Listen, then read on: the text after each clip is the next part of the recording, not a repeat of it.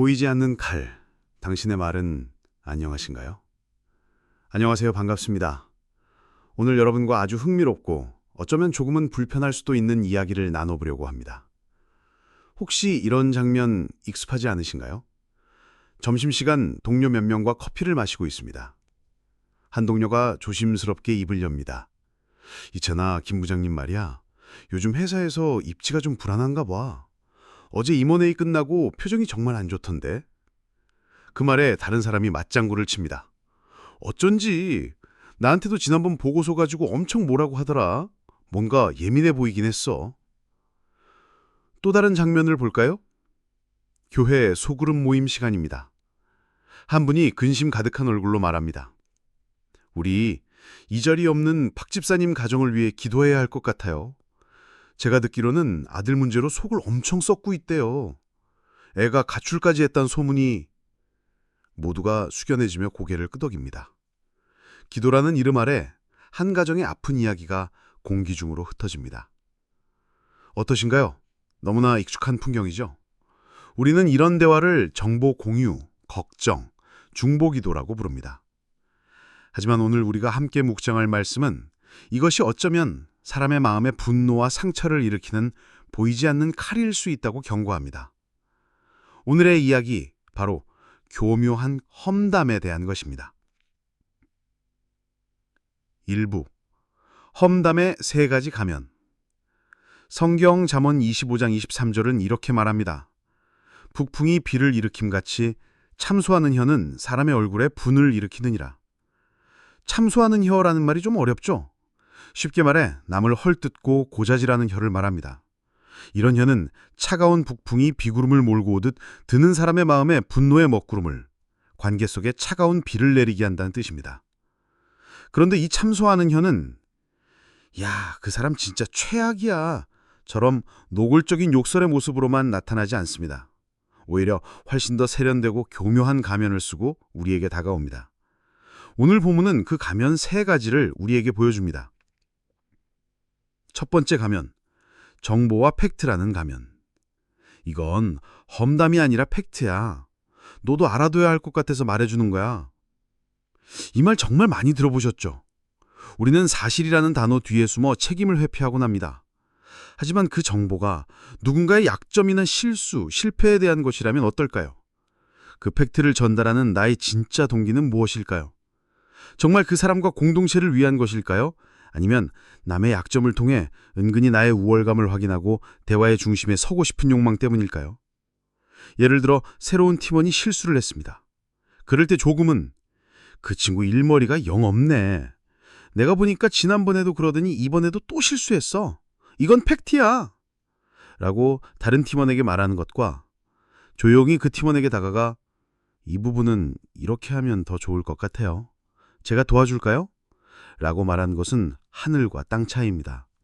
둘 다 팩트를 기반으로 하지만 하나는 관계를 무너뜨리고 다른 하나는 사람을 세웁니다.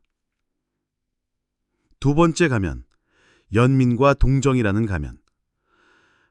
최 권사님 생각만 하면 내가 마음이 아파서 잠이 안 와. 남편 사업은 어렵지, 몸은 아프지. 너무 딱하잖아. 듣기에는 정말 그 사람을 위하는 것 같죠? 하지만 이 말 뒤에는 위험한 함정이 숨어 있습니다. 진짜 연민과 동정은 말로 끝나지 않습니다. 함께 아파하고 손을 잡아주고 내가 도울 수 있는 작은 일을 찾아 실제로 행동합니다. 말로만 하는 동정은 때로 남의 불행을 나의 가십거리로 소비하는 것과 다르지 않습니다. 심지어 나는 저렇게 살지 않아서 다행이다 라는 안도감과 교만을 불러일으키기도 하죠. 진정한 사랑은 뒤에서 혀를 차는 것이 아니라 앞에서 함께 눈물을 닦아주는 것입니다. 세 번째 가면, 가장 무서운 기도 제목이라는 가면. 이게 정말 가장 교묘하고 우리 신앙인들이 빠지기 쉬운 함정입니다. 김 장로님 아드님을 위해 기도해 주세요. 신앙을 잃고 방황하고 있대요. 듣기로는 이단에 빠졌단 말도 있고. 우리는 기도라는 거룩한 포장지 때문에 이 말의 폭력성을 전혀 인지하지 못합니다. 하지만 한번 생각해 보세요. 만약 그 장로님이나 아드님이 이 자리에 있다면 자신의 가장 아픈 상처가 기도 제목이라는 이름으로 모든 사람에게 공유되는 것을 원했을까요? 정말 그를 위해 기도하고 싶다면 구체적인 내용은 덮어두고 김 장로님 가정에 하나님의 위로가 있기를 기도합시다라고 하거나 아니면 아무도 모르게 골방에서 하나님께만 그 이름을 아뢰는 것이 진짜 사랑이 아닐까요? 기도 제목 나눔이 뒷담화 나눔이 되지 않도록 우리는 정말 깨어 있어야 합니다. 자, 그런데 오늘 묵상 본문은 여기서 한 걸음 더 나아갑니다. 험담이 꼭 말로만 이루어지는 게 아니라는 거죠. 야고보서 5장 19절, 서로 원망하지 말라는 말씀의 원래 뜻이 탄식하며 남에게 눈알을 굴린다는 의미라고 합니다. 정말 무릎을 탁 치게 만드는 통찰 아닙니까? 우리는 말 한마디 없이도 얼마든지 강력한 험담을 할 수 있습니다. 한번 상상해 보세요. 여러 사람이 모여 즐겁게 대화하고 있습니다. 누군가 이번에 새로 부임한 목사님 말씀이 참 좋으시더라 라고 칭찬합니다. 그때 한 사람이 아무 말도 않고 입꼬리를 미세하게 비틀며 피식하고 웃습니다. 다른 사람은 깊은 한숨을 하면서 고개를 절레절레합니다. 또 다른 누군가는 눈을 위로 치켜뜨며 어이가 없네 라는 표정을 짓습니다. 말은 한마디도 하지 않았습니다. 하지만 그 공간의 분위기는 순식간에 싸늘해집니다. 칭찬했던 사람은 무안해지고 뭔가 있나 보네? 저분은 뭔가 다른 걸 알고 있나 봐? 라는 의심의 씨앗이 사람들의 마음에 심깁니다. 이것이 바로 소리 없는 험담의 위력입니다. 이런 몸짓 연어는 때로 직접적인 말보다 더 잔인합니다. 왜냐하면 반박할 기회조차 주지 않기 때문이죠. 왜 그런 표정을 지으세요? 네? 저 아무 생각 없었는데요? 라고 발뺌하면 그만입니다. 하지만 그 경멸과 무시의 메시지는 상대방의 가슴에 그대로 비수처럼 꽂힙니다.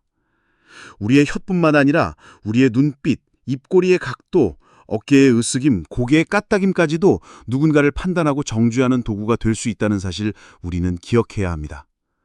내 마음속의 판단과 교만이 무심코 새어나오지 않도록 내 온몸을 주님께 드리는 훈련이 필요합니다. 3부, 험담을 멈추는 법, 3가지 필터. 그렇다면 이 교묘하고 끈질긴 험담의 유혹 앞에서 우리는 어떻게 해야 할까요? 포기하고 그냥 살아야 할까요? 아닙니다. 오늘 본문은 아주 실제적이고 강력한 해결책을 제시합니다. 바로 3가지 필터입니다. 어떤 말을 하기 전에 이 3가지 걸음망에 내 말을 한번 걸러보는 겁니다.